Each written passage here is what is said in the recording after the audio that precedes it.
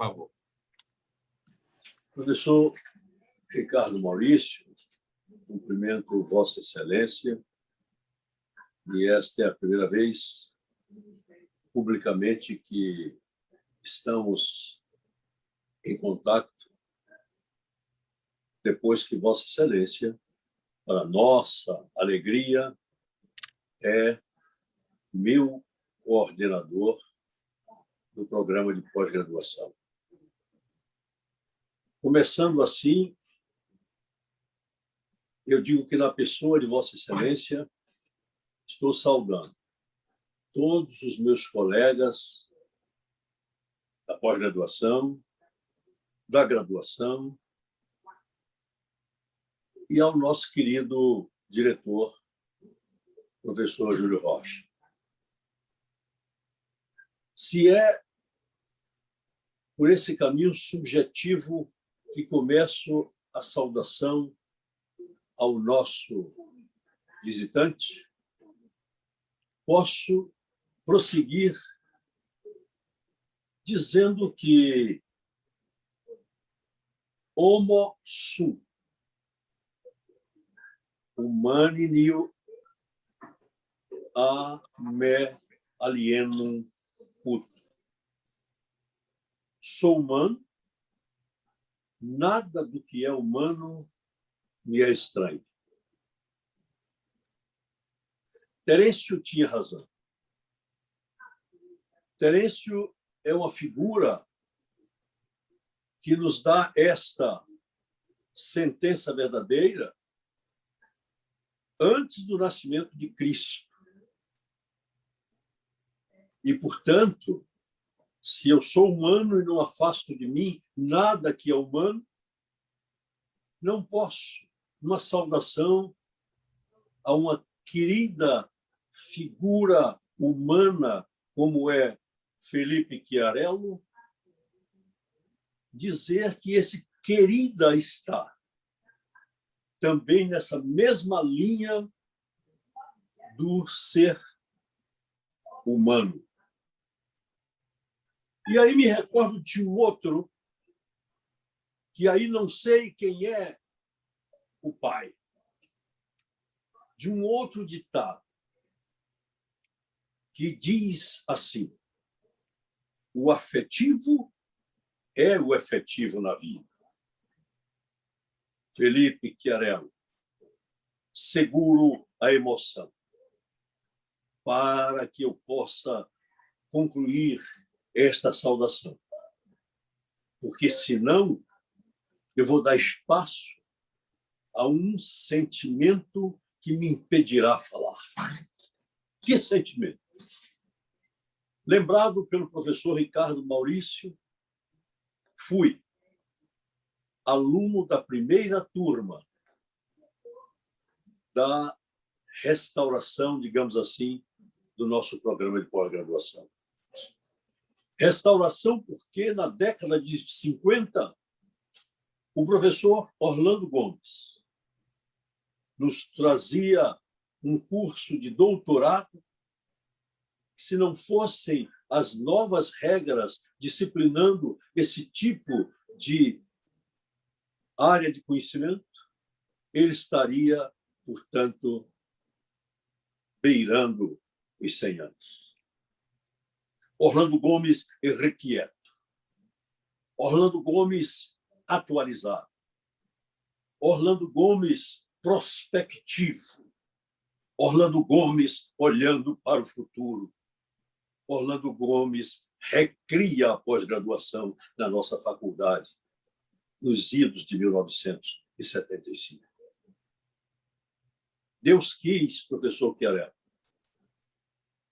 que eu, levado pelas mãos dele em 1982, a 11 de março, portanto, estamos no mês em que eu ingressei como professor, Deus quis que aí fosse, imagine só, colega dessa sumidade no corpo docente deste programa. Então, eu assisti o programa como aluno, assisto o programa como professor e tive a oportunidade de, como professor, coordenar o programa.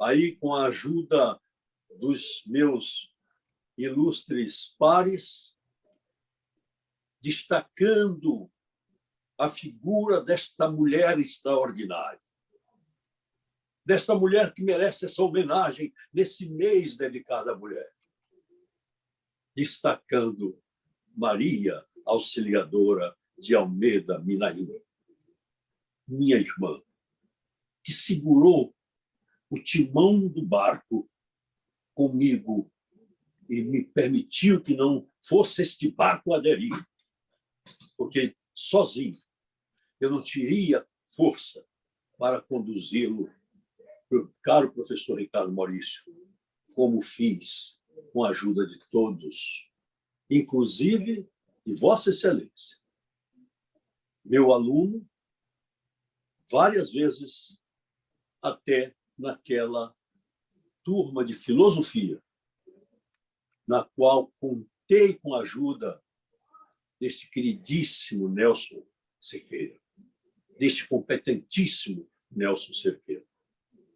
Meu caro professor Chiarelli, meu caro querido Felipe, o afetivo é o efetivo na vida. As duas nossas universidades, por minha presença nas duas, é um traço de união entre São Paulo e Bahia. Por que um traço de união? Porque verificamos que somos, inclusive, confrades em academias. Academias abertas apenas para paulistanos e paulistas como um todo. Lá me deram espaço porque residi em São Paulo por tantos anos. E por que estou trazendo um ponto pessoal? Só porque eu sou humano e não afasto de mim nada que é humano?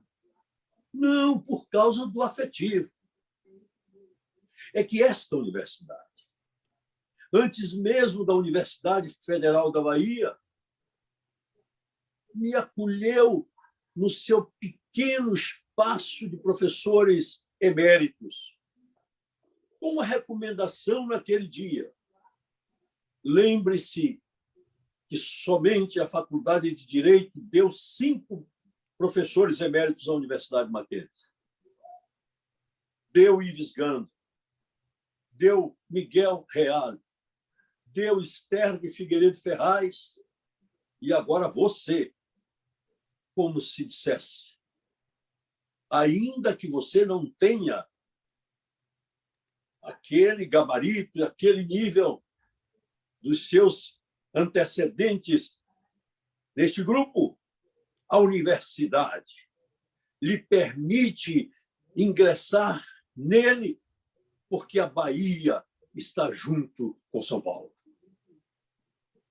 E era no grito do nosso querido velhinho, isto é Mackenzie, é naquele grito que ele insistia nessa ligação de Bahia e São Paulo. Quando ele dizia, professor Chiarelli, que Rui Barbosa tinha uma grande função na vida da Universidade Mackenzie. E, por essa razão, esta ligação Bahia e São Paulo continuava conosco. Estou concluindo, professor, para lhe dizer que também há uma outra forma dessa ligação. Quando difundir a obra de Orlando Gomes, não havia um aluno que não tivesse, portanto, devotado a esta obra eminente de Orlando Gomes. Nos 20 anos que passei no quadro docente da Universidade Mackenzie, me fiz acompanhado de Orlando Gomes. E por quê? Olha novamente, professor Querelo, o afetivo. O professor que me acolheu, nosso mestre de Direito Civil, meu diretor naquele momento, e disse assim: você vai ensinar Direito Civil no Mackenzie? Porque quem foi aluno de Orlando Gomes sabe Direito Civil, nem que seja por osmose. Álvaro Vilaça, nessa sentença, responsabilizou-se por esse afetivo entre Bahia e São Paulo. E aí vem Vossa Excelência no dia de hoje, nos brindar com uma palestra sobre os novos rumos dos programas de pós-graduação em Direito. Nesta hora em que estamos discutindo, senhor professor, se deveremos ficar dentro da sala de aula apenas a repetirmos abstrações sobre direitos fundamentais, abstrações sobre deveres fundamentais, ou deveremos abrir a nossa Constituição e interpretar o artigo 196, lembrando que quando se diz que ali está o dever do Estado em propiciar a saúde, repito, ali está toda a função do Estado para nos agregarmos neste momento de pandemia e dizer-nos que deveremos todos sermos solidários, sermos fraternais, colocarmos, portanto, professor Chiarello, neste momento de novos rumos, colocarmos que a Constituição tem um princípio que poucos até aqui estudaram, que é o princípio da fraternidade. Nesta hora em que cristãos como somos, lemos que um dos líderes religiosos do mundo passa para nós um documento em que ele explora o princípio da fraternidade. Por que não nós, que vamos para esses novos rumos dos programas de pós-graduação, não devamos fazer a mesma coisa? Senhor professor, assim, em nome dos meus colegas de programa, em nome daqueles que fazemos, nesses 130 anos, a Faculdade de Direito da Universidade Federal da Bahia, em nome de um professor emérito da Universidade Presbiteriana Mackenzie, a partir da sua Faculdade de Direito. Em nome de tudo isso, senhor professor, sem nenhuma pretensão maior, senão a do afeto para acolhê-lo, eu lhe digo, seja bem-vindo.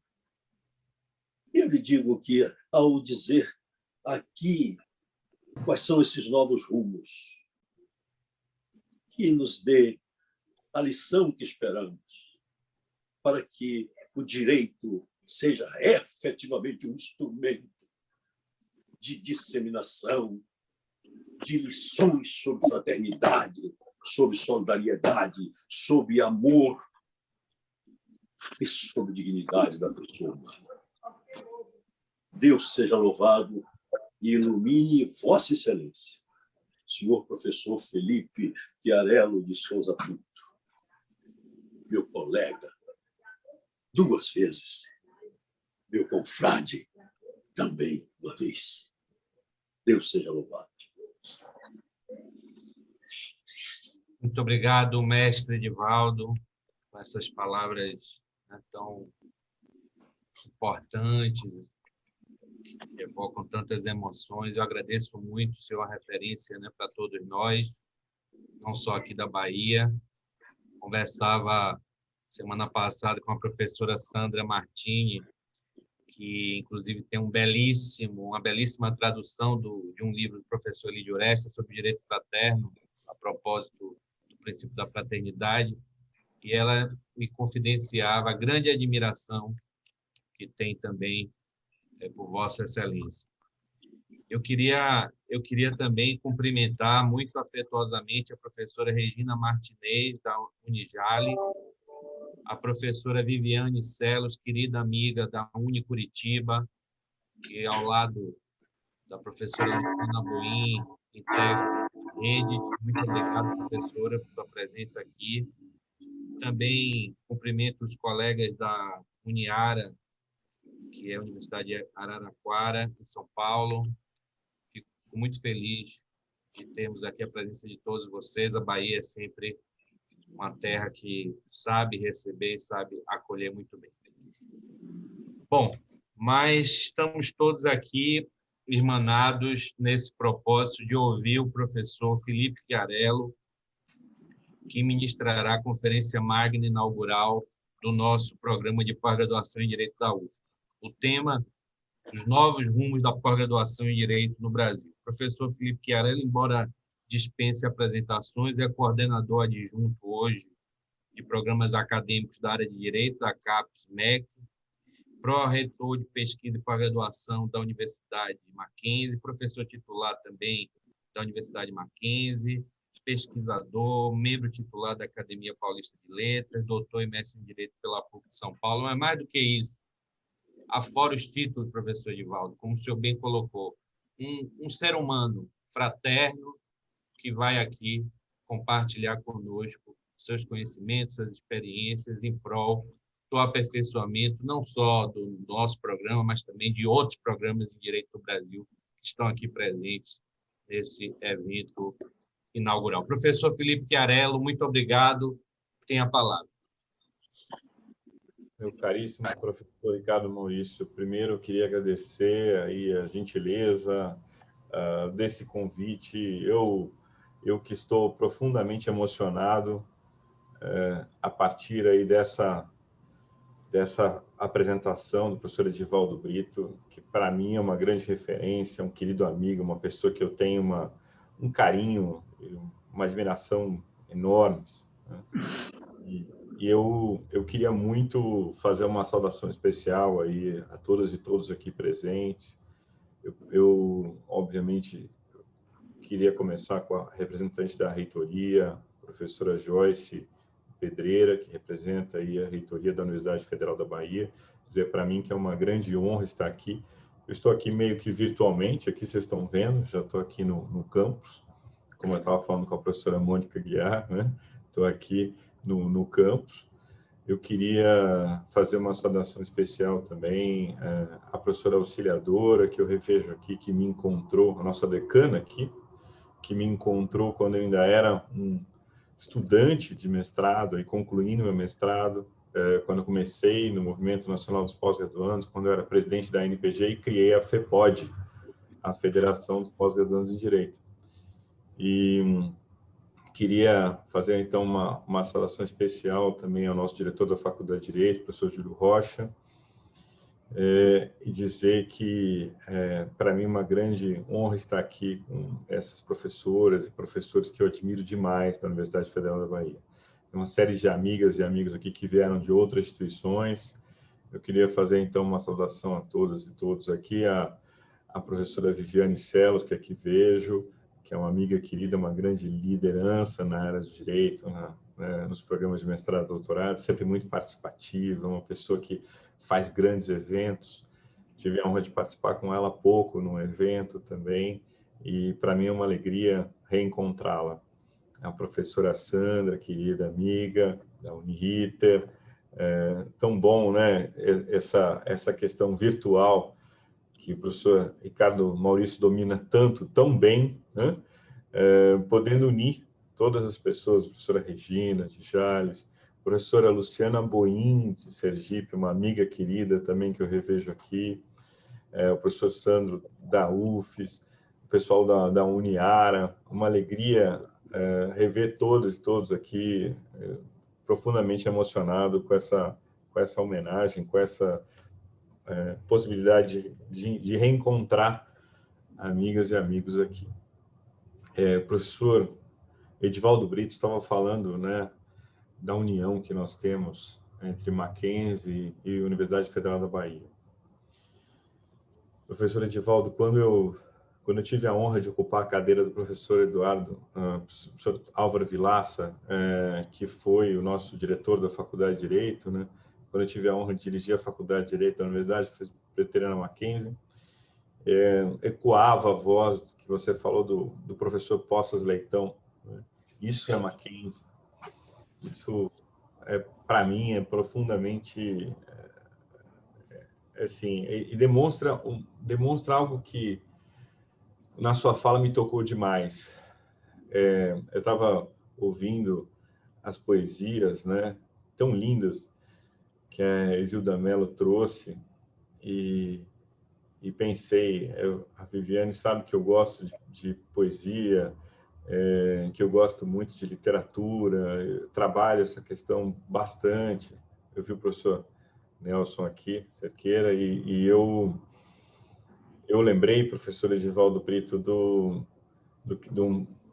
eu gosto muito da história de Olavo Bilac, porque o Olavo Bilac era uma pessoa muito quadrada, pai do movimento parnasianista, autor do hino à bandeira, do serviço militar obrigatório. Então as pessoas falavam assim, não, é uma pessoa extremamente quadrada. Aliás, ele foi muito criticado, né? Porque pai do movimento parnasianista diziam que ele se preocupava mais com a forma do que com o conteúdo. Mas aí ele se apaixonou por uma mulher chamada Amélia, né? E escreveu para ela aqueles 35 sonetos de amor da Via Láctea. Eu acho isso lindo, porque as pessoas conhecem mais um soneto específico, mas o que antecede, né? Quando ele fala com amor, ele fala assim, sonhei que me esperavas, e sonhando saí ansioso por te ver. Corria, e tudo ao ver-me tão depressa andando, soube logo o lugar para onde eu ia. E tudo me falou tudo, escutando meus passos através da ramaria. Dos despertados pássaros, o bando, vai mais depressa, parabéns, dizia. E disse o luar, espera que eu te sigo, quero também beijar as faces dela. E disse o aroma, vai que eu vou contigo. E cheguei. E ao chegar, disse o amigo, como és feliz, Ana? Como és feliz que de tão perto podes ouvi-la e vê-la. Ora, direis, ouvir estrelas, certo perdeste o senso. E eu vos direi que para ouvi-las muita vez desperto e abro as janelas para de espanto, enquanto a lua como um palho aberto cintila, e ao vir do sol, saudoso e em pranto, ainda as procuro pelo céu deserto. Direis agora, tresloucado amigo, que conversas com elas, que sentido tem o que dizem? E eu vos direi, amai para entendê-las, pois só quem ama tem ouvido capaz de ouvir e de entender estrelas. Essa paixão de Olavo Bilac por Amélia, né, ela demonstra que tudo aquilo que a gente faz com amor, tudo aquilo que a gente faz com entrega, tudo aquilo que a gente faz com o coração, ele tem um significado. E é assim que eu me sinto aqui. Eu sinto toda essa estrada, todos os calos nas mãos, justificam essa passagem, essa história. E a primeira vez que eu tive na Federal da Bahia, eu fiquei extremamente emocionado pela história da universidade, pela história de tudo que eu via nas paredes da Universidade Federal. Então, esse tem um profundo significado para mim.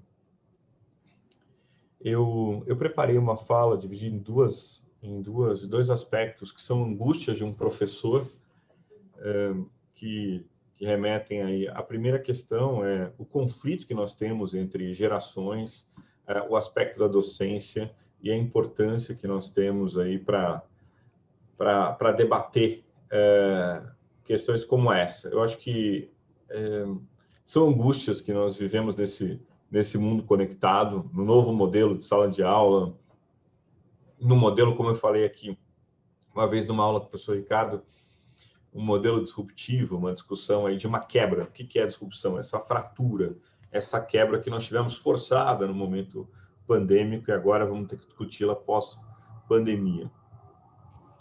E a segunda parte, efetivamente, algumas questões sobre a avaliação dos mestrados e doutorados, que eu acho que também interessam a essa discussão do programa. sobretudo um programa consolidado como o da Universidade Federal da Bahia. Eu vou pedir licença para compartilhar a minha tela. Agora,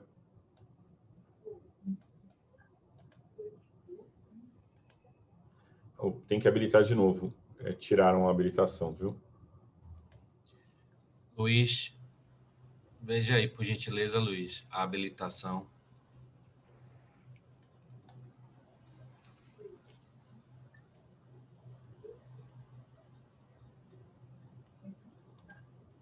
Agora sim.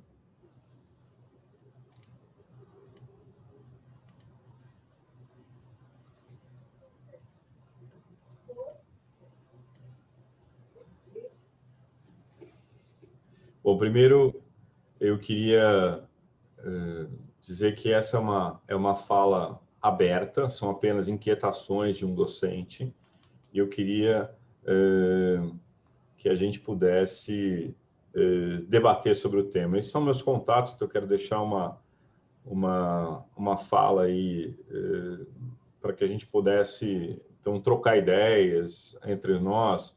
Eu vi que tem alunos também do Dinter, mas todas e todos que aqui estiverem, quiserem trocar impressões e falar sobre algumas perspectivas, eu estou à disposição. No final de 2019, né, nós tivemos a alegria, eu e o atual diretor que me sucedeu na direção da Faculdade de Direito, o professor Jean Paulo Lismânio, nós fechamos o ano palestrando em Yale, na Faculdade de Direito. Para mim foi uma das maiores honras e alegrias da minha vida, né, porque a gente, quando tem alguns sonhos, né, e Yale, em 2019, estava naquele ranking USA News, ele estava em primeiro lugar como faculdade de Direito nos Estados Unidos. E verificar que a gente estava ali saindo do Brasil para poder fazer uma fala lá para a universidade, para a faculdade de Direito, para mim é uma honra incrível. E eu cheguei lá e tinha esse pórtico na entrada da faculdade de Direito. Esse pórtico, ele mostrava o professor sentado, né? E os alunos dormindo. Você está vendo os alunos dormindo nas primeiras fileiras ali, e o aluno na última fileira, assim, tampando o ouvido, dizendo assim, pelo amor de Deus, né? Eu digo isso porque o que existe é uma inquietação de como a gente pode engajar cada vez mais nossos alunos. Hoje a gente tem um conflito grande de gerações. A gente tem a geração dos millennials, a geração Y, Z, e eu me preocupo muito com o período de atenção que eles têm numa aula meramente expositiva. Harvard fez uma pesquisa e verificou que o que eles chamam de attention span, que é o período de atenção que eles têm numa aula meramente expositiva, hoje é de 8 minutos. Então, depois de 8 minutos, eles já estão vendo outras coisas, mexendo no WhatsApp, pensando na namorada, no namorado, pensando em outras coisas. Então, a gente tem que fazer efetivamente uma grande discussão sobre o engajamento e como isso reflete nas nossas aulas. Obviamente que quem está no mestrado, doutorado, tem uma vocação natural para a vida acadêmica, uma vocação natural para a docência. Exatamente como a professora auxiliadora falou, uma vocação, algo que chama, um propósito. E o Brasil tem uma das perspectivas de ser o quarto país mais conectado do mundo nesse momento, né? Atrás de China, Índia, Estados Unidos, seguido de perto aí pela Indonésia. E aí a gente começa a repensar as práticas de ensino, quanto isso vai impactar na nossa sala de aula. Harvard, então, fez um estudo e verificou que uma aula meramente expositiva, uma palestra daquelas que a gente tinha, uma aula que a gente costumava chamar de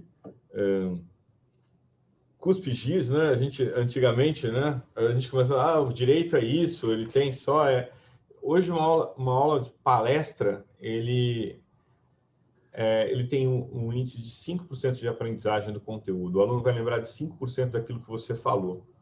Se você tiver um material de leitura de apoio, segundo eles, 10%. Só que aí eu começo a discutir no Brasil, não é um conceito de leitura prévia não é algum conceito que é aplicado nas escolas no Brasil de forma corrente. Então, os nossos alunos não têm o hábito, durante a graduação, de ter uma leitura prévia à aula. É interessante isso. Normalmente, nas grandes faculdades de Direito, você tem algum conteúdo de leitura, mas não dá para você importar a Harvard e falar, vou aplicar no Brasil amanhã.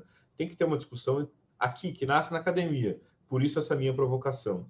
Se nós estivermos utilizando um material audiovisual para esses alunos que são hipersensitivos, hiperconectados, a gente aumenta o índice de aprendizagem deles, de atenção, de 20% a 30%. Se a gente utilizar grupo de discussão, e aí vem a grande teoria do aluno protagonista, dos métodos participativos, que nós estamos discutindo isso há pelo menos 15 anos, e cada vez mais isso vai ser uma prática, a prática de cases, de exercícios, etc. A própria GV já fez uma casoteca no direito, e você vai discutir isso cada vez mais. Quando eu tive em Stanford, eu pude ver uma disciplina que chamava How to Get Away with Murder, que é o tema de uma série, né? E eles discutiam casos concretos reais no direito penal, e foi uma dinâmica extremamente interessante. E se você tiver aluno monitor, que é uma coisa antiga, mas extremamente efetiva e eficiente, e que as pessoas não dão devido valor nas faculdades de Direito, em várias instâncias, se você tiver um aluno monitor, ele vai ter um índice de aprendizagem de 80%, é o maior índice de aprendizagem. E aí os americanos fizeram uma pesquisa que eu achei interessante, eles colocaram eletrodos na cabeça desses jovens e verificaram como é que o cérebro deles se comportava nos vários períodos do dia. E aí algumas coisas assustaram eles. Primeira coisa, quando eles estavam assistindo TV, nada de novo, em alguns momentos da TV, o cérebro deles ficava flatline, aquela coisa o cérebro ficava assim com aquela risca que parecia que não estava vivo, não tinha atividade cerebral nenhuma. Mas, o que surpreendeu é que vários alunos que estavam em sala de aula,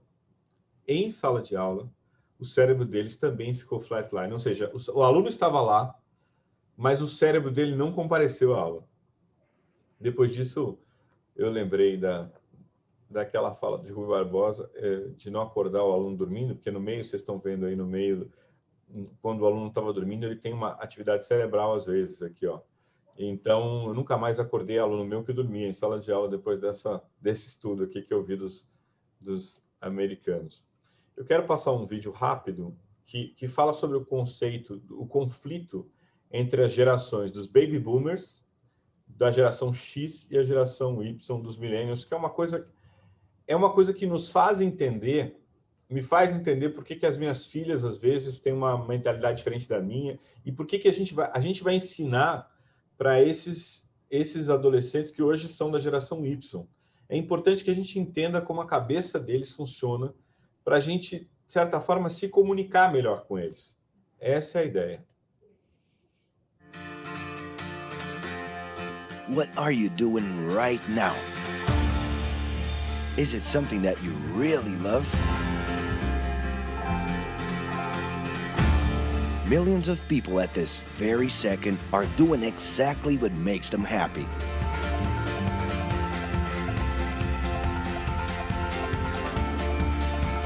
But wait a minute.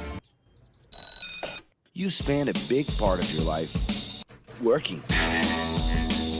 And any job has the potential to drive you insane. I think this is a good time for a break. But, of course, there's a bright side.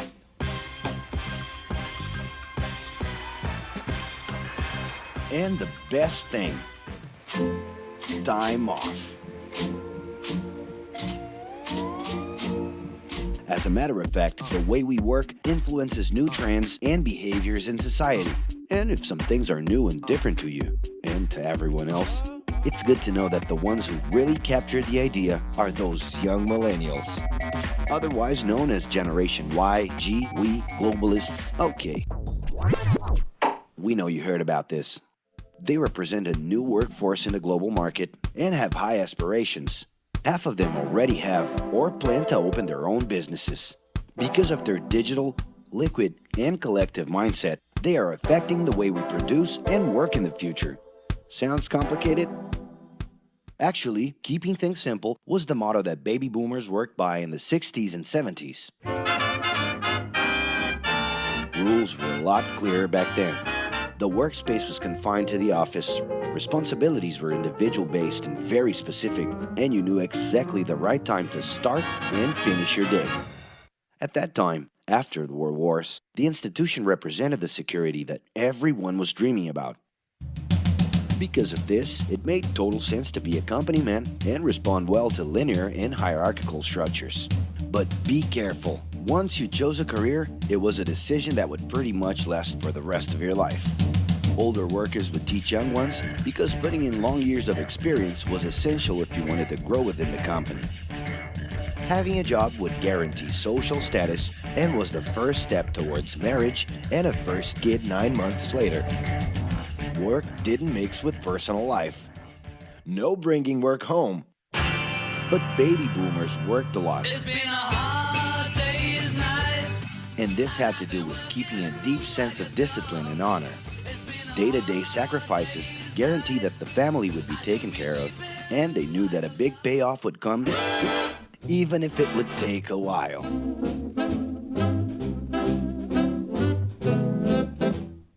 However, Generation X redefined the time relationship between work and reward.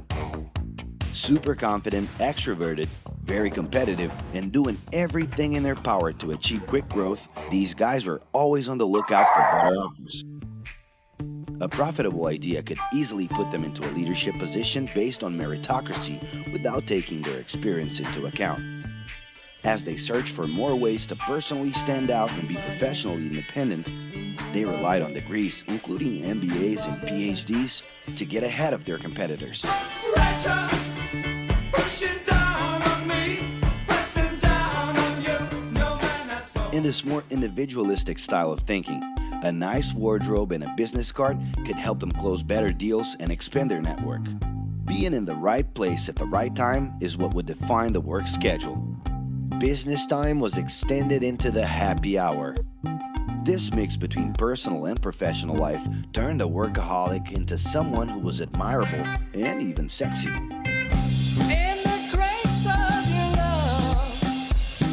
The winner was whoever could get onto the board of directors in the shortest time possible. I can do anything if I can just get a chance. And thus immediately live out the pleasures of this achievement.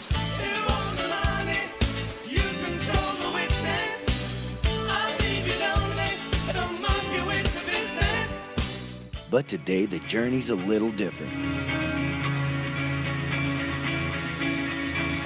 It really seems more important to have fun on the ride than to make it to the final destination.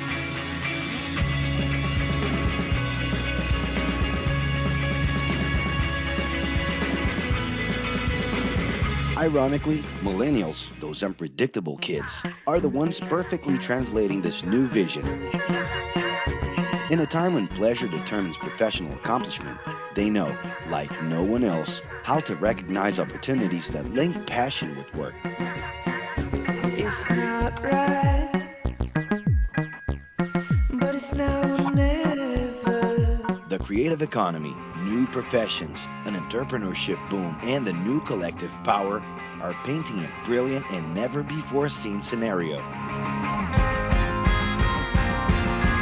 No wonder millennials are so impatient.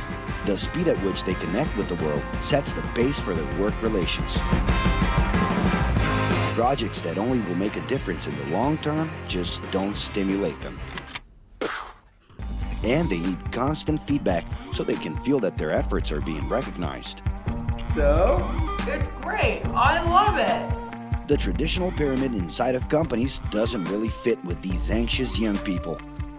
They're excited about working with older generations, but only if the relationship is on equal terms and with mutual respect. It's all about exchanging knowledge, no matter your age. Being that millennials find empowerment in discovering things on their own. It's natural for them to diversify their channels and seek out informal types of education instead of simply picking out a major.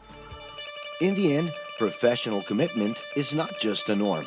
It's something that naturally comes from truly engaging experiences.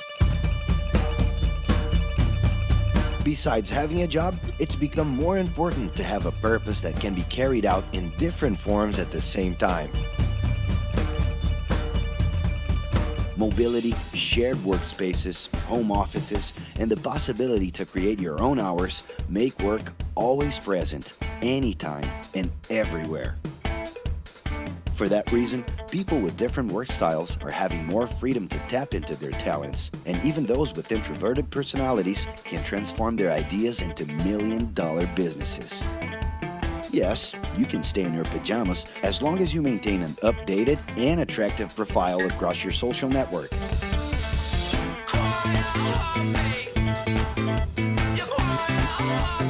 As you can see, flexibility is really the way to go. Millennials are fascinated when they get involved in works in progress and feel motivated by learning new skills. They're excited about an open and forever beta world where testing and messing with something unfinished is the only way to create the new. Millennials need more than ever to feel autonomous, and they're exhilarated by the challenge to develop and participate collaboratively.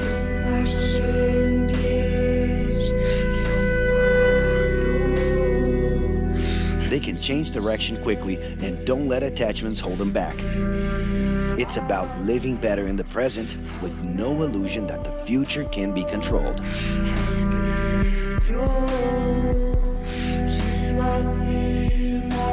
That's because of one simple thing. Whoever adapts more easily can evolve along with the changes. And if you feel overwhelmed by everything so far and are looking for the right answer, well, sorry. We're still going to ask you another question. Are you doing what you love right now? No. So start.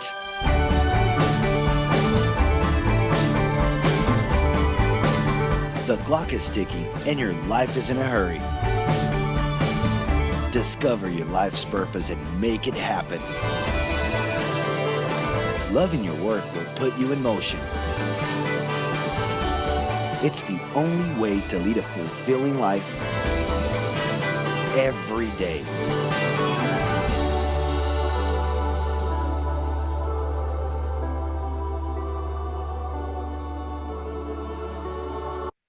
Esse conflito de gerações, ele me fez refletir em 3 imagens. Eu queria provar uma tese, né?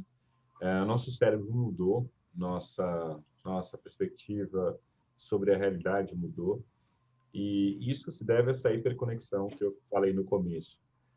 Se nós olharmos o conclave do Papa Bento XVI, nós estávamos ali na praça, sabíamos que a fumaça branca ia sair, mas a nossa memória era perecível naquele momento. Nós acreditávamos que nós íamos ver algumas coisas ali, íamos lembrar, algumas coisas a gente ia esquecer com o tempo, mas essa memória perecível era perfeitamente aceitável para nós, nós podíamos conviver com aquilo. Na mesma praça, no conclave do Papa Francisco, em 2013, a nossa memória, ela não basta que ela seja perecível, ela tem que ser permanente, tem que estar acessível numa nuvem, ao momento que a gente quiser. E o interessante é que no lançamento da campanha da Hillary Clinton, em 2016, ninguém está olhando para ela. É a cultura do selfie, né? Não basta mais a sua memória ser permanente, não ser mais perecível, ela tem que estar acessível numa nuvem e você tem que fazer parte dela. Senão ela não é a sua memória.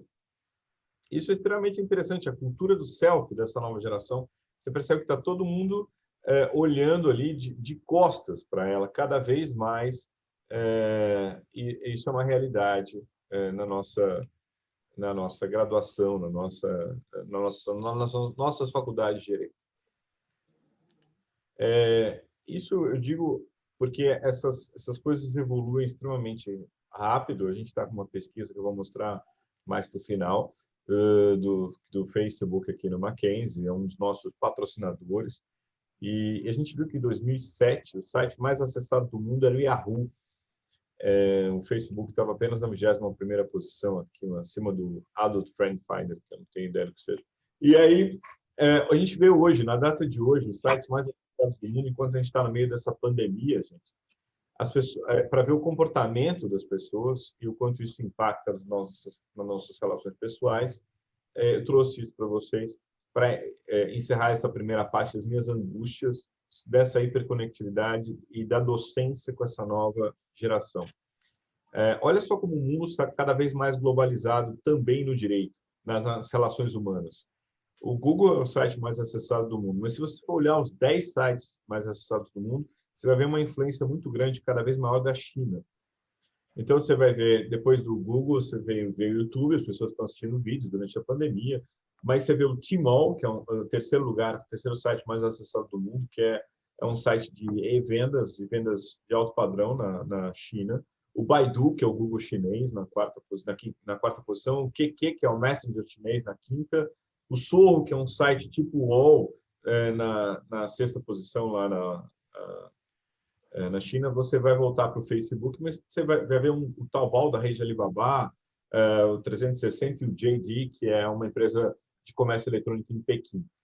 Então, cada vez mais você vai se deparar com essa realidade, com essa mudança cada vez maior dentro do comportamento das pessoas.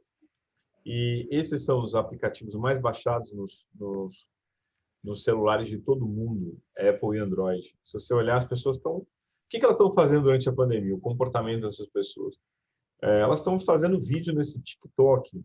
É uma coisa que as minhas filhas estão fazendo. A juventude se apropriou disso. E aí você vê as redes sociais como grande ferramenta de comunicação nesse milênio, né? Facebook, Instagram, WhatsApp, Telegram, todos são ferramentas de comunicação. Cada vez mais as pessoas têm essa perspectiva. E o que é mais lucrativo no mundo? O que é mais lucrativo é isso. Se você olhar o aplicativo mais lucrativo no mundo, o Apple, Android, é o TikTok. É o que dá mais dinheiro nesse universo. Aí você vê outros aplicativos como streaming que começam a surgir. Mas você vê a influência da China como primeiro e quarto aplicativos mais rentáveis do mundo. Essas são as primeiras angústias que eu quero compartilhar. E aí eu me encaminho para a segunda parte da minha fala sobre uma questão específica sobre a avaliação dos mestrados e doutorados. Coisas que eu gostaria que tivessem me falado desde o meu mestrado e que muitas vezes me vieram à cabeça, né? A primeira coisa é que um programa consolidado ele vem de baixo para cima. Exatamente nessa perspectiva que o professor Edivaldo Brito falou, o amadurecimento da academia em projetos de pesquisa da graduação que se fundem em linhas de pesquisa e dão origem a uma área de concentração e, assim, um programa de mestrado e doutorado. Essa é a consolidação. Lembrando que as notas da pós-graduação vão até 7 e as notas da graduação vão até 5. O conceito 5 é de um programa consolidado, totalmente de um programa de excelência, um programa que para a CAPES é tido como um programa muito bom e por isso ele pode produzir e fazer minters e dinters cada vez de forma mais ampla, né? A solidariedade, como disse o professor Ricardo Maurício de forma brilhante, é uma característica desses programas. Eles são programas formadores. E a área 6 e 7, para o direito, acima de tudo, é uma área que ainda demanda um certo conceito de internacionalização que nós vamos tratar logo em seguida. Essas são as dimensões que nós avaliamos e vamos avaliar agora nessa avaliação quadrienal. Essa é um resumo da nova ficha de avaliação da CAPES, mas eu gostaria que vocês pensassem no debate sobre essas 3 dimensões que nós avaliamos.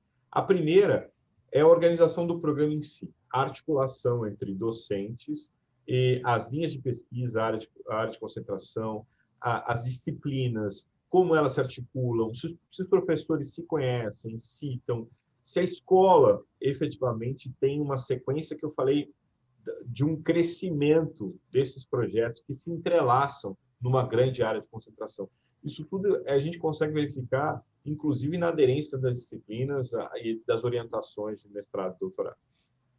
À direita, aí nós vemos o processo de formação. Como a CAPES é uma coordenação de aperfeiçoamento pessoal do ensino superior, a segunda dimensão seria o que nós estamos formando. E aí nós vamos avaliar a produção científica dos docentes e discentes, a produção dos egressos, vamos avaliar qual o impacto dessa produção na pesquisa mundial, em caráteres de indexadores nacionais e internacionais, e aí vamos avaliar exatamente o que esse programa está produzindo como um todo. E a terceira dimensão é qual é o impacto que esse programa tem regional, nacional, para o mundo que o cerca, efetivamente, a cumprir a função social da universidade, sair dos muros altos da Faculdade de Direito, impactar o mundo que nos cerca. Qual o impacto social desse programa? Então, existe essa ponta, né, a terceira dimensão, que é efetivamente saber como nós estamos contribuindo.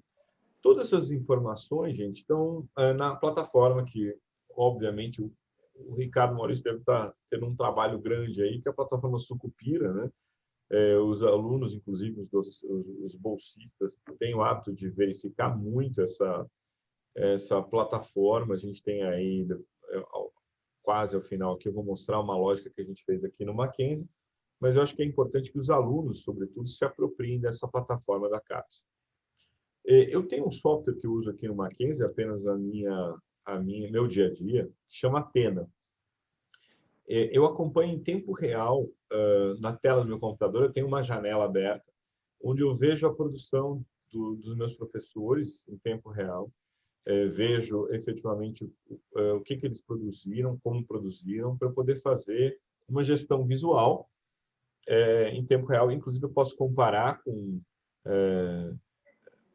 os docentes, com programas, etc. Essa é uma lógica apenas de gestão, tá? Aqui a gente colocou, por exemplo, metas que a gente achava que seriam interessantes para a gente perseguir aí uma subida de conceito nessa avaliação. Nosso programa de mestrado e doutorado do Mackenzie também é nota 5. E nós tínhamos aí a gestão visual, e a gente dividiu em algumas dimensões. Aí, obviamente, isso, com as mãos firmes do professor Ricardo Maurício, vocês vão ter as dimensões que vocês vão perseguir ao longo desse quadriênio. Mas a gente colocou que existe uma ideia de produção da disciplina, cada professor tem um número de alunos nessa disciplina. É importante que o trabalho final desses alunos se torne uma produção efetiva, para que ele possa ter um sentido. A gente dividiu em produção qualitativa e quantitativa os docentes, porque não basta só ter uma lógica métrica, e eu sou contra isso, como eu vou falar. A gente tem que ter uma discussão de qualidade na pós-graduação, e é isso que eu estou primando em todas as minhas falas, em todos os eventos que eu tenho participado. Nós temos a discussão do professor como docente, que também é orientador, e a produção que ele tem com seus orientandos em conjunto.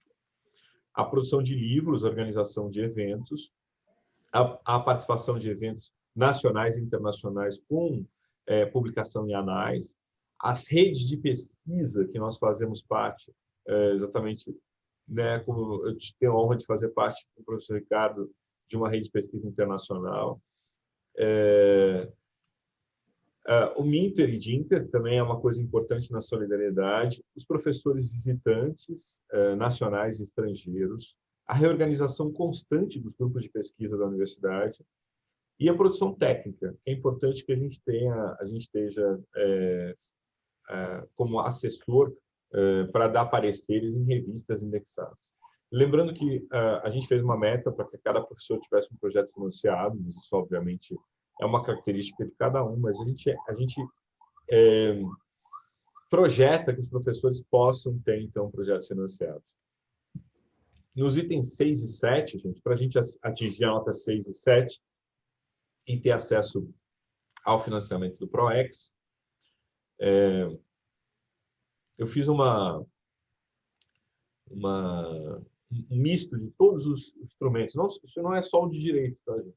Eu fiz, inclusive, olhei o instrumento da engenharia, olhei o instrumento da biologia, das ciências médicas, e pude observar que todos eles têm um perfil aí de olhar cotutela e dupla titulação. Então, por exemplo, eu peguei uma aluna minha, a Mayara, e ela fez um doutorado de sanduíche com Berkeley. Então, ela ficou 6 meses em Berkeley com uma bolsa e voltou. Então, isso é a ideia da pessoa poder fazer o doutorado de sanduíche. É o nome oficial da CAPES. E tem a possibilidade da dupla titulação. Uma outra orientanda minha, a Larissa Puerta, que passou 6 meses em Salamanca, que nós temos um convênio. Ela teve, então, um mestrado avaliado por aqui, por Salamanca. Fizemos uma banca em conjunto e aí ela tem uma dupla titulação. O diploma dela é válido aqui e na Espanha. A participação em eventos internacionais, com publicação de anais, organização de eventos internacionais, inclusive aqui no Brasil, mas tem que ser um evento internacional e cada vez a gente tem critérios para avaliação desses eventos. As publicações internacionais eu vou falar logo em seguida. E lembrando que são importantes os projetos de cooperação, de fomento. A gente teve aqui um professor visitante, o professor Richard Rowe, que é da Georgetown University, que foi uma bolsa que nós conseguimos, professor visitante, da Fulbright. Então, para nós foi muito importante essa troca.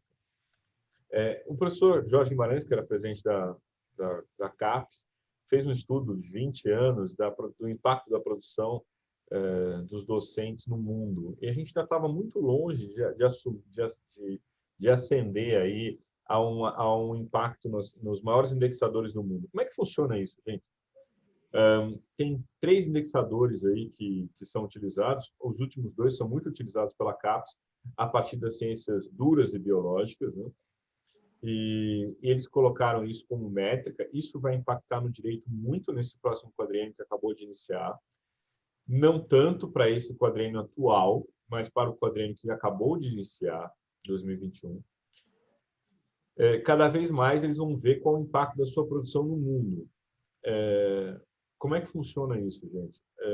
Se você publicar um artigo seu num periódico como Harvard Law Review, seu artigo vai ser citado ao longo de 5 anos em 60 países. Poxa, mas como adequar o nosso direito a essa realidade, né? Verificando a aderência que a sua pesquisa tem. Eles estão extremamente interessados em verificar coisas do Brasil e do Mercosul. Cada vez mais nós publicamos lá. Eu tinha um aluno na pós-graduação lá do Censo, quando eu coordenava a Fundação Getúlio Vargas, que chamava Fábio Pereira Ribeiro, e ele publicou na Escola de Negócios de Harvard. A gente verteu o artigo dele para o inglês, e ele era aluno do Lato Sensu. Por que eu digo isso? Se você for publicar num periódico A1 no Brasil, você tem que ser doutor. Mas se você for publicar num periódico internacional indexado, você pode ser aluno de graduação. Para eles não faz diferença. O que importa é a leitura do seu artigo. Então, é legal você conhecer essas bases. O JCR, que é indexador de Harvard, o Web of Science, Scopus, são os maiores indexadores do mundo hoje, são os mais utilizados para verificar o impacto da produção científica dos docentes. Tem uma série de outras discussões que a gente pode aprofundar sobre isso, é apenas uma demonstração aqui.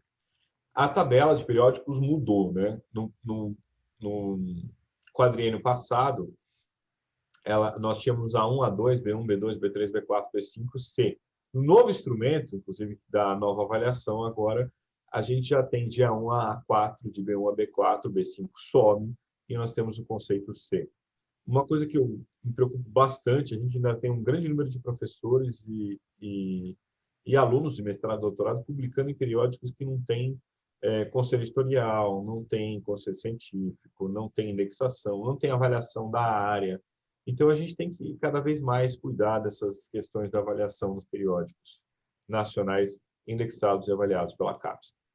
Nós também tivemos, com esse comitê, foi um compromisso nosso, meu, do professor Otávio, da professora Flaviane, de resgatar o valor dos livros nessa avaliação. A professora Cláudia Lima Marques teve uma participação muito importante nessa subida dos conceitos dos livros e capítulos de livro, e com isso a gente aumentou a nota dos livros. Por quê?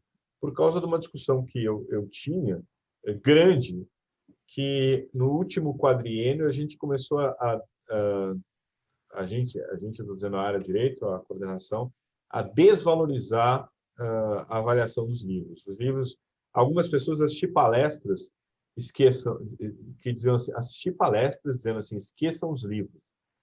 O que é um absurdo, porque a nossa especificidade da área de direito são as grandes teses. E as grandes teses têm que ser privilegiadas. Então, o livro ele tem que ter um valor especial na nossa área. Não importa que a biologia não tenha avaliação de livro. Para o direito, nós vamos avaliar livros. Nós vamos classificar livros. E as grandes teses não podem ser abandonadas no direito por causa de critérios de avaliação. Essa é a minha posição, é a minha verdade. Agora nós vamos avaliar cada vez mais eventos científicos, né? E eu brinco que alguns professores, na última avaliação, falaram assim, poxa, mas eu caí, eu não fui avaliado. Aí a gente falou, mas você publicou? Ele falou, não, mas eu mandei para a editora, eu mandei para a revista. Mas já foi publicado? Não, ainda não. E aí eu falei que a gente devia colocar no Lattes uma sessão, assim, queria muito, que é para a pessoa que tem a expectativa de publicar, mas não publicou nada, não produziu nada. Brincadeiras à parte, o professor Fernando Reinach, da USP, escreveu uma coisa que é cada vez mais recorrente, que é a Salami Science. Algumas áreas começaram a fracionar as suas produções científicas para poder atingir critérios de quantitativos, o que é um absurdo. Então, por que ele chamou de Salami Science? A pessoa começou a fazer um cálculo. Se cada artigo em periódico vale 100 pontos e um livro integral vale no máximo 200 pontos, é melhor eu fracionar a minha tese de doutorado em 8 artigos, e assim eu tenho 800 pontos, do que ter um livro que vale apenas 200 pontos. Eu acho essa lógica extremamente perversa, extremamente inadequada, e, de novo, volto a insistir, nós temos que sustentar que a área de direito tem uma especificidade. As grandes teses, elas têm uma matriz teórica filosófica, um começo, meio e fim. Elas não podem ser fracionadas. E por isso essa minha preocupação. E a CAPES coloca claramente que para ela livros, e eu quero lembrá-los, alguns livros foram glosados, uma editora uma vez esqueceu de colocar a ficha catalográfica, e a CAPES desconsiderou e glosou esses livros. Então, os livros eles têm ISBN, o ISSN, o Registro na Biblioteca Nacional, no mínimo 50 páginas, e produto da produção intelectual dos docentes do programa, dos docentes e discentes da pós-graduação. Outra coisa que eu acho importante fazer um registro, cada vez mais nós não podemos ter eventos soltos, né? Os eventos têm que ter uma vinculação cada vez maior com os grupos de pesquisa, para que os alunos possam estar engajados. Uma vez eu tive a honra, a alegria de palestrar com o Sr. Canotilho, e foi numa universidade do interior, e eu lembro que os alunos não conheciam, não sabiam quem era Canotilho, e os alunos da graduação, aquela coisa, né? Sabe aquela coisa quando dá o período da manhã que o aluno está liberado e ele começa a sair do auditório no meio da fala da pessoa? Porque quem conhece a discussão de Coimbra da cátedra vai ver que o professor lê o trabalho que ele preparou para aquela apresentação. Então, o Canotilho começou a ler as 30 laudas que ele escreveu e os alunos não entenderam aquilo e saíram da sala de aula. E aí o diretor da Faculdade de Direito me cutucou e falou, liberei o pessoal da faxina. O pessoal da faxina entrou e encheu o último gomo do auditório. Quando eu olhei, o auditório estava cheio ali no final, mas era o pessoal da faxina. Por quê? Porque o evento não tinha nenhum tipo de... Os alunos foram liberados para o evento porque eles não sabiam o que era. Não tinha nenhum tipo de articulação. Então, está cada vez mais claro para nós que a vinculação do evento tem que ser real com um projeto. E esse projeto tem que prever uma publicação no evento. Então, deve ser muito desgastante, especialmente para a coordenação do mestrado, administrar eventos soltos. Então, é importante que tenha uma amarração e que esse evento busque um financiamento nacional e internacional. Por que esse financiamento? Para a sustentabilidade da instituição. Quando eu tive com o Jim Cavallaro, eu já estou, professor Ricardo Maurício, já estou me encaminhando para o final, já estou nos últimos slides. Quando eu tive com o Cavallaro em Stanford, ele falou para mim, nós conseguimos 1 bilhão, gente, 1 bilhão de dólares de financiamento para pesquisa. Ele é na Comissão Interamericana de Direitos Humanos, eu falei, meu Deus, 1 bilhão de dólares? Eu até brinquei com ele na época, eu falei, a million? Ele falou, no, a billion. E como é que ele conseguiu fazer isso? Ele foi até o Vale do Silício, nessas grandes empresas, e mostrou o quanto o direito impactava nessas relações humanas, sociais, o quanto isso era importante para o financiamento da universidade. E aí a gente começou a monitorar o orçamento do Facebook, e eu pedi primeiro 50 mil dólares para eles, eu, professor Diogo Reis, professor Pedro Buck aqui, tínhamos 50 mil dólares para financiar uma pesquisa sobre fake news e direito eleitoral, o impacto que as notícias fraudulentas têm nas eleições brasileiras. Porque o Facebook era a instituição mais processada em ano eleitoral no Brasil, mais do que partidos políticos, mais do que pessoas físicas. E aí o Facebook bancou a nossa pesquisa com 50 mil dólares no começo. A gente já está no 9º projeto de pesquisa, a gente já está com 2 milhões de reais financiados para discutir essas questões. E agora conseguimos mais 386 mil reais do Google, que é o nosso novo patrocinador. E aí, eu queria fazer dois últimos convites aqui. A primeira é que a gente tem uma lógica aqui no Mackenzie que tem funcionado muito bem. Nosso Sucupira, o antigo Coleta, teve 2 volumes, muito por conta desses alunos que fazem parte dessas comissões que nós criamos de acompanhamento. Os alunos nossos de mestrado e doutorado, eles experimentam todas as áreas. É uma formação de docente completa, aqui que a gente faz no mestrado e doutorado. Então, a gente criou comissões, os alunos trabalham com professor orientador, tutor nessas comissões. Então, tem uma comissão que só acompanha os grupos de pesquisa dos professores. Vê se a pesquisa está indexada, vê se os professores estão com os grupos atualizados, vê como estão funcionando esses grupos no CNPq, etc. Tem uma segunda comissão que só acompanha o Sucupira, a produção científica, e os alunos que estão nessa comissão, eles fazem um juízo de valor de como eles estão preenchendo os seus currículos Lattes, como isso é indexado na vida deles. Tem uma outra comissão que os alunos participam, que ela auxilia os eventos da pós-graduação. E aí, com isso, eles aprenderam a prestar contas, a subir projetos de pesquisa na Fundação de Amparo à Pesquisa, a CNPq, CAPES, a prestar contas desses projetos de pesquisa. Isso, para nós, foi fundamental. Tem uma comissão de comunicação, que eu vou falar agora no próximo slide. A comissão de internacionalização, que luta para estabelecer aqueles critérios que eu falei anteriormente na palestra. Uma comissão que acompanha nossos egressos. É importante dizer que o instrumento de avaliação da CAPES mudou e que agora o seu egresso ele vai contar a produção científica para a Universidade Federal da Bahia até 5 anos depois de ele ter defendido a sua tese ou dissertação. 5 anos. Então, depois de 5 anos, ele ainda vai contar a produção científica para a Universidade Federal. A gente tem uma comissão, então, que faz a gestão de todas essas equipes de apoio. Esse é o convite que eu faço. Nós temos um blog que chama Comunicamac, que nós criamos, que ele manda e-mails. Eu mando 4 e-mails por dia. A gente pode cadastrar por e-mail, também tem no Instagram, também tem no Facebook. Você pode mandar um e-mail para o Comunicamac, porque eu mando para você todos os dias. Essa foi uma ideia de uma ferramenta para nos auxiliar no compartilhamento de informações. Eu mando e-mails de quais periódicos estão abertos no Brasil, quais oportunidades de publicação estão abertas no Brasil e no exterior todos os dias. E aí, essa é a visão, né? A gente começa a ver artigos abertos nacionais e internacionais, como eles estão abertos para funcionar. E eu finalizo a minha fala, gente, com a discussão que eu sou de Santos, né? E em Santos a gente tem ali o Porto de Santos, que é o maior porto da América Latina, né? E lá tem uma grande rua que chama Rua do Café, porque a Bolsa do Café em Santos, né, é uma bolsa que deu origem, né, a essa exportação de cafés pelo Porto de Santos. E aí eu comecei a ver a história daquele, para mim, café da minha era um commodity vendido em saca, que passava pelo Porto de Santos.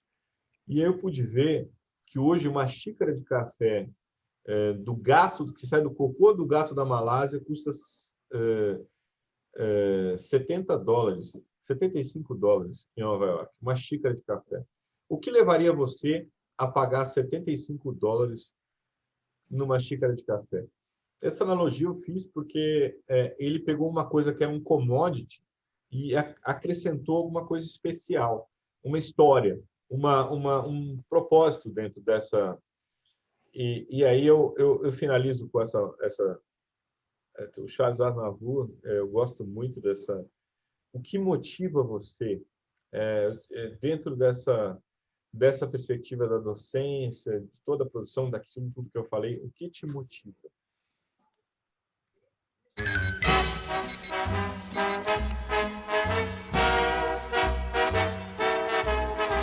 You are the one for me, for me, for me, formidable. You are my love, very, very, very, véritable. Et je voudrais pouvoir un jour enfin te le dire, te l'écrire